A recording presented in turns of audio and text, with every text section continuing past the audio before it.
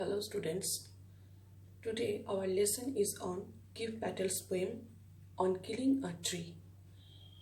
In this discussion today I will mention you about the poet, the technique which he has applied in the poem, the message in the poem, textual analysis and the literary devices. Giv Patel is an Indian poet. He was born on 18th August in 1940 in Mumbai. He is at present a medical practitioner in Mumbai. Besides being a poet and a medical practitioner, he is also an eminent painter and a novelist. Here the poet compares a tree to a human being, and the killing of a person is compared to the cutting of a tree. But I think before going to analyze the poem, you should know about a term. This term is very much in vogue in medical science. It is reverse psychology. Reverse psychology is used not only in medical term but also in real world for the treatment of human being. So you should know what is reverse psychology. How is it applied? Now I am telling you about an event.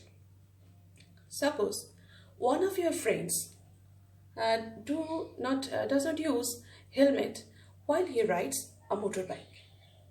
You have advised him about using helmet again and again, but he does not mind your word. Then you may apply reverse psychology. How is it? You may tell him, "Oh, don't ever use a helmet. How bad you look when you use helmet. It makes you very unsmart to look at. It makes your hair a mess. Besides, you feel hot and your head becomes sweaty when you use helmet." When you will tell these words, then this will affect reversely on your friend, because you will also pursue him saying this. You will tell him, "What may happen if you do not use a helmet? You may get an accident and you may get an injury in your head, and maximum what may happen? You might die, or you can become totally inactive due to a fatal brain injury." These are the points when your friend will take your earlier advices. These words certainly will work upon him. He will now understand what is right and what to do. It is called reverse psychology. The poet Giv Patel has used here this technique. He is telling us in this poem, if we read throughout the poem to the end, we will find that he tells about how to kill a tree methodically. One step after another step is used here. But the poet here wants just the opposite. He wants that we should conserve and protect the green world trees. Now, if we keep aside this medical term and we enter to the literary genre, then we will find that the poet has used here another technique. It is called irony. It is an ironical poem. Now, what is irony? In irony, the expression is just the opposite what is signifies or what is really meant. The poet shows how to destroy trees, but the poet here regrets for a peculiar urban whim for the merciless butchering of trees. Now, before going to analyze the poem, I want to read out the poem for you. It takes much time to kill a tree. Not a simple jab of a knife, not a simple jab of the knife will do it. It has grown slowly, consuming the earth, rising out of it, feeding upon its crust, absorbing years of sunlight, air, water, and out of its leprous hide sprouting leaves. So, hack and chop, but this alone won't do it. The bleeding bark will heal, and from close to the ground will rise curled green twigs, miniature boughs, which, if unchecked, will expand again to former size. No, the root is to be pulled out of the anchoring earth.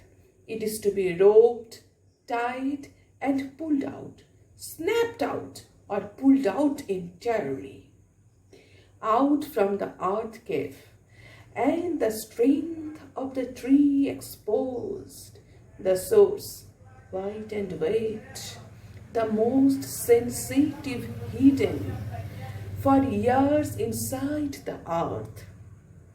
Then the matter of scorching and choking in sun and air, browning, hardening, twisting, withering, and then it is done.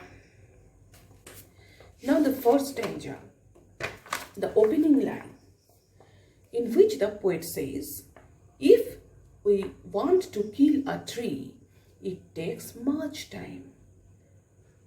It seems that the poet becomes impatient. He just wants to kill the tree within a wink of an eye. But the opening line is just the opposite to what the world says. The entire world says for the planting of trees. But the poet wants to kill a tree. Here the poet uses the technique of reverse psychology, or you can say it is an irony. What the poet actually wants to mean, he just says the opposite. In this line, the particular term kill, this is very important. Here we can find that the poet compares a tree to an animal being. Yes, we know that a tree is a living organ, as Acharya Jagadish Chandra Bose said and proved. But the poet here says tree is almost like a human being. So not he mentions the word cut, he says of kill. Now in the second line, we find that words jab. Jab means forceful stroke or blow. The poet says he has tried to kill the tree, a single jab or single blow to kill it, and he has used for this purpose the knife or the dagger. He says not a simple jab of the knife will do it. Then why he cannot kill that plant by a simple or a single jab of the knife? In the next part of the poem, of this stanza, the poet says, the tree is now a mature and complete and a big and strong one for its growing process, for its absorbing things which it has used to be grown up. Now look at the text. He has said, it has grown slowly, consuming the earth. Consuming, that means using, taking the earth. Here earth means soil. In the next 5 or 6 lines, the poet actually wants to mean that how a large and tall tree grows from a simple teeny seed which at first stays inside the soil. Now see the lines of the poem. Consuming the earth. The seed consumes something from the earth. We know what does it consume? Minerals, water, these things. Then what happens? It rising out of it. The sapling comes out. Rising out, that means comes outside of it. It means soil. And then after coming out of it, a tree has 2 parts, the shoot and the root. Both of them then are ate from the crust and also from the environment, feeding upon its crust. Crust means the top layer of the soil. And then what does that sapling eats or takes from the environment, or absorbs years of sunlight. It takes sunlight, air and water vapor. Absorbs, the term absorb is very important. Here that term indicates an organic process done by animal beings. And earth is like the mother of sapling, the tree. In the next line, the poet says, and then out of its leprous height, sprouting leaves. In these 2 lines, we find that the poet speaks of a complete, mature, strong and tall tree, which has a strong skin or hide. Here the hide means skin. Now our medical poet or physician poet gives an imagery here, gives a metaphor here, in which he compares the skin or the hide of a tree to the skin of a leprosy patient. Now what happens to the skin of a leprosy patient?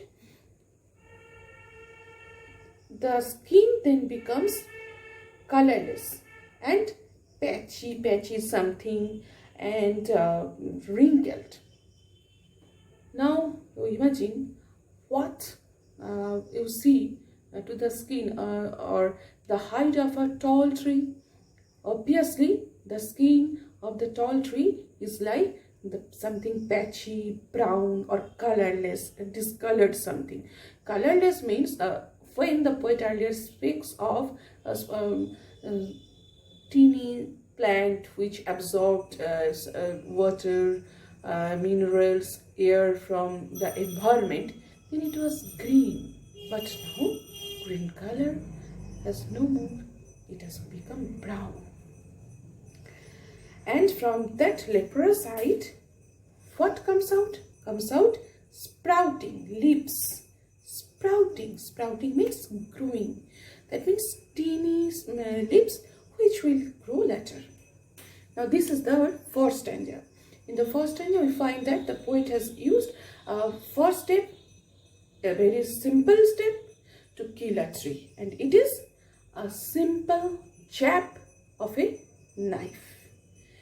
This simple jab can kill a human being, but tree can survive it. In the next stanza, the poet becomes more violent. He uses another steps. What are these?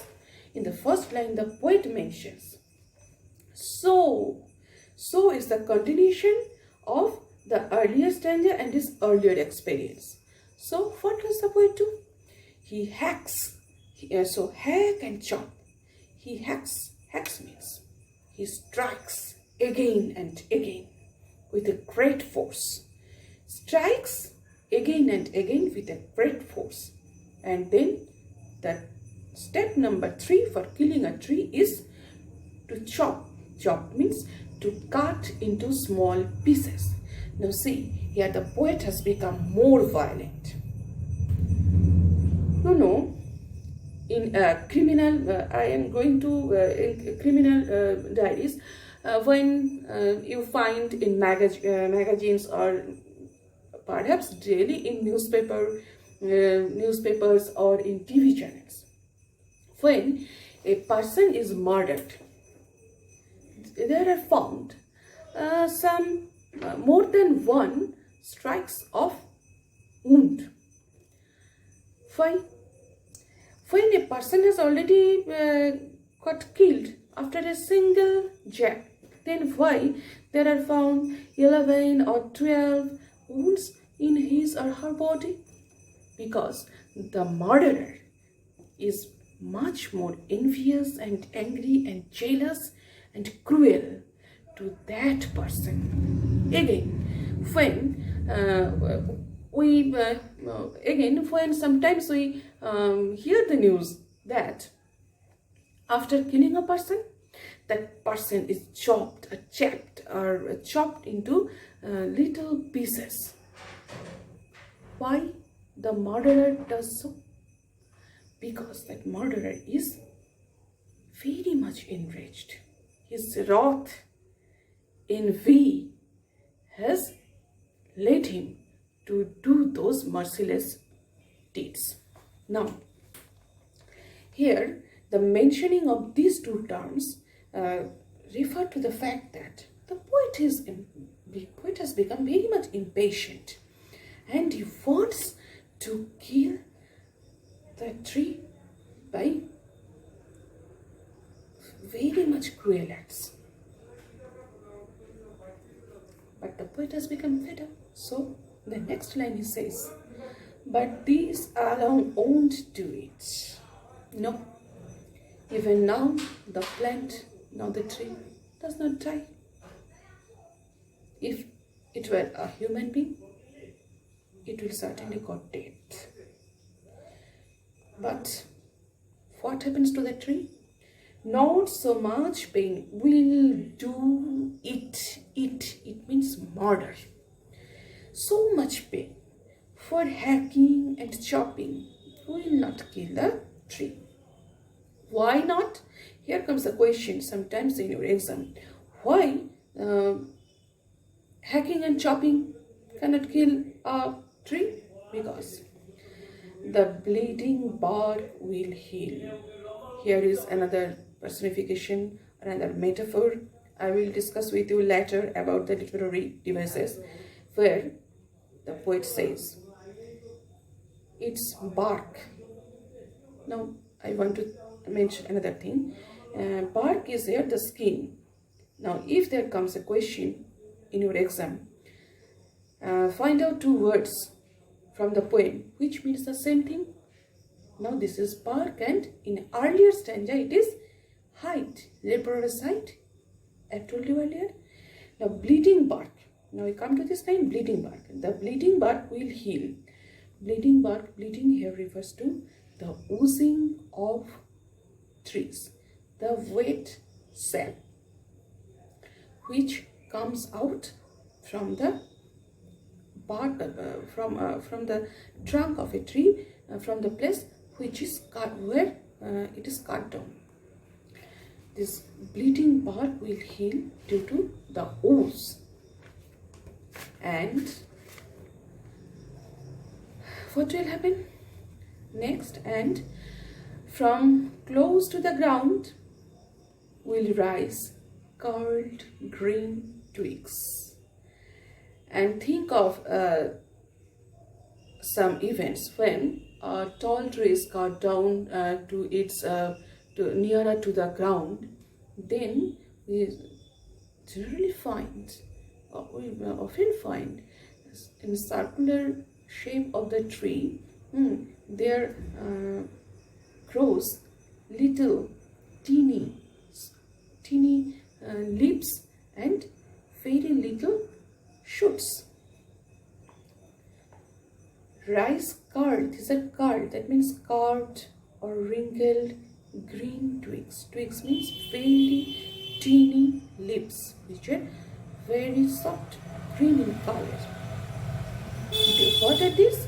These curled green twigs are what? What are these curled green twigs? These are miniature boughs. Miniature boughs. Miniature means small prototype of a large thing. Here, boughs. Boughs are the teeny shoots here, but these are the large replica of large branches.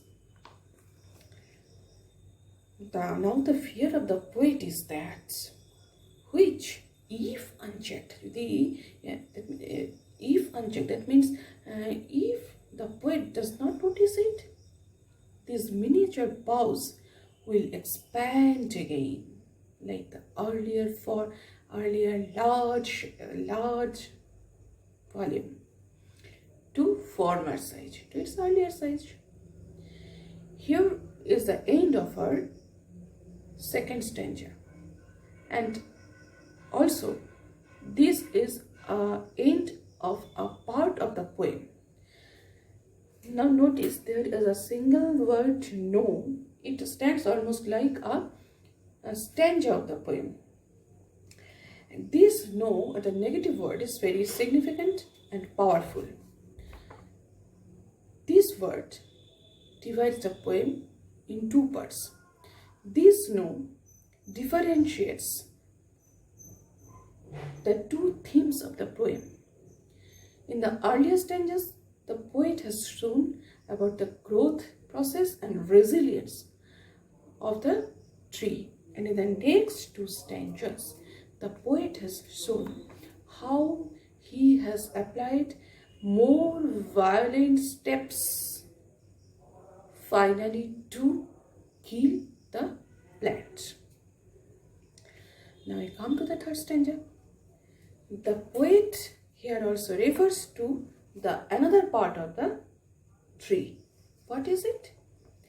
It is the root, which remains underground and which earlier never came before us. What is root?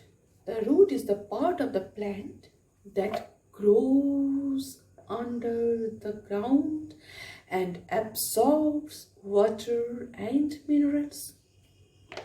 The poet says he has now found out what is the most soft and the most important part of the tree. The poet finds trunk is not the most important part of a plant. It is the root. So the poet says the root is to be pulled out. The root is to be pulled out. That means taken out forcefully or extricated or extracted from the soil. The poet says in the next line, from where it is to be pulled out? It is to be pulled out from out of the anchoring earth. Anchoring earth. Anchoring earth means the earth or soil in which the root is firmly fixed like an anchor of a ship or a boat inside water. Water, that means inside the river or ocean.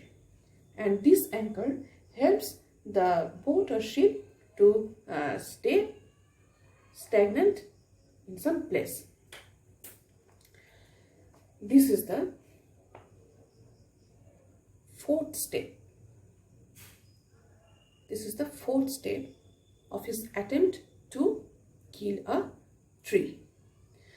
The poet now has adopted another devices to pull out the root of the plant. He says it is to be roped. He says the big tree is to be roped, is to be tied with a rope. Then the other word, next word the poet uses, tied. That means it should be knotted with a rope very tightly so that the rope can bear the forceful attempt of the poet to pull out the plant. Next, the poet says, and pulled out, take out the plant from root from the soil. It is to be snapped out, jerked out with a force. Snapped out means jerked out with a force, or pulled out entirely. And then you have to pull out entirely the root to kill the tree. Now notice a very important thing. Within these lines, 5 lines, the poet has used the term pulled out thrice. Why? To point out the violence of killing. Next, the poet says, out from the earth cave. Metaphor, earth cave. Here the poet compares earth, mother as mother earth, and the cave is the hollow place. When the root of the plant is taken out from soil, what will remain there? There will remain nothing but a hollow space. And it is compared to the cave. Earlier, human being took shelter inside the cave. Likewise, the root of the tree has taken shelter inside that place, inside the soil of that place, and this is compared to the cave. And the strength of the tree exposed, strength refers to the powerful roots of the tree now exposed. Now the term exposed is very important, is come out from the soil. Next, the reference of the root comes again. The source means the source of strength, that means the root. How is it? It is white and wet. Yes, you know the color of the root which remains inside the soil is white, not green like leaves and brown like its trunk. And it is wet. It remains wetty or moistured. And this is the contrast to the trunk or the height of the tree, which is leprous. That means dry, patchy and wrinkled. But root is in contrast to the height is white and wet. The description of root comes again. How is it? The root is the most sensitive. This term again personifies the tree. It is an example of personification because sensitive is the term which is generally used for animate being. That means for human being. And why is it sensitive? It is sensitive because it quickly responds to the stimuli, here to the violent attack on it. Now the poet is probably satisfied that now the tree will die. Hidden for years inside the earth. 2 years. The poet was probably trying to kill a tree, but he was not being successful to kill that plant. But now, when he has exposed the root, the poet feels satisfied that now this hidden part has come out, and which was so long inside the soil has come out, and now the tree will die. Here ends our third stanza. The fourth stanza seems very small in comparison to the earlier stanzas. But this stanza bears very important things. In this stanza, we'll find that the poet here asserts some contrasts. And I like this stanza very much because in this stanza I find not very much description, but only some action words or some verbs have given the concept very clearly. Then the events, one after another. Now, everything what the poet wanted to do has been done by him. Now he just waits and sees what happens, and he sees the matter or the next events, what are going to happen. What are these? Of scorching, remember we use the term scorching to heat of the sun, scorching, which can dry a wet or a moisture thing. Now the exposed root gets scorched or gets dried by the extreme heat of the sun. And then what happens? Then it becomes choked. That means it causes to stop breathing of the plant. Who does so? Of the work of scorching and choking? These are the natural elements which earlier nurtured a seed and a sapling to grow up. The poet mentions in sun and air. So you find these are again that sunbeams and air, which once were its nurturer, now has become the destroyer. Here is the contrast. Now the sun and air as a destroyer kills the plant. What happens next to the root? Browning. The skin of the root now becomes from white to brown. Hardening. The soft root now becomes hard. Then it becomes twisted. That means wrinkled. Withering. That means completely tight. And then it is done. It means the killing of a tree is done. Now the poet is probably satisfied.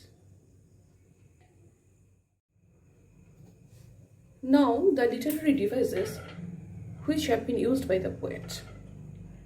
At first, the format and the form of the poem.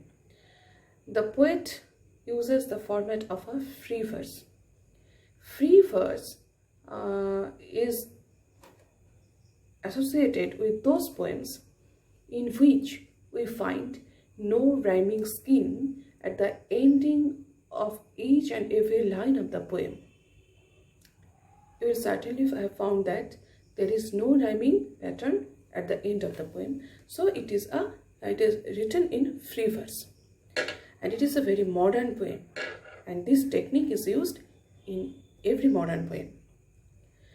The poet has here personified the tree, I have told you earlier, and the poet has used personification, in which an inanimate being is treated almost like an animate being or like a person. The terms of the poem, keen, sensitive, these show that the poet has used personification. The poet has also used metaphors in this poem. What is metaphor? Metaphor is a comparison, but it is an implied comparison. What is implied comparison? Now I am telling you two sentences, and in these two sentences I have compared two different things. Listen them. The face of the baby looks like a flower. Sentence number 1. The face of the baby is nothing but a flower. Sentence number 2. I know you can understand from these two sentences that in these two sentences I have compared the face of a baby to a flower. Now in the second sentence, I have not used the term like. So when the comparison is made without using such words like or as, then this comparison is told metaphor. Now, where in this poem we find metaphor? It will find at first in the first stanza, it is leprosy. Here, the skin of the tree is compared to a leprosy patient. Why? The skin of the leprosy patient becomes colorless, patchy and wrinkled, like the strong, patchy, brown colored skin of a tree. The next metaphor is bleeding bark. Bleeding. When a person gets an injury, then blood comes out from the wounded place or the injured place. Likewise, in a tree, when it is cut down to a place, its skin also gives out blood-like liquid. It is called ooze or sap. Here, the bleeding of a person is compared to the oozing out of a tree. The next metaphor we find in the using of the term anchoring earth.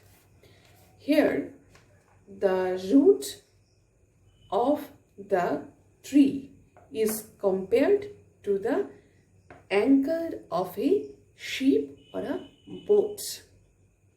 As the anchor fixes a ship inside ocean or river, likewise, the root of a tree fixes it inside the soil to stay strong and upright above the soil. The next metaphor is earth cave. The vacuum or hollow place after uprooting the root or a plant is compared to the cave in which earlier human beings took shelter.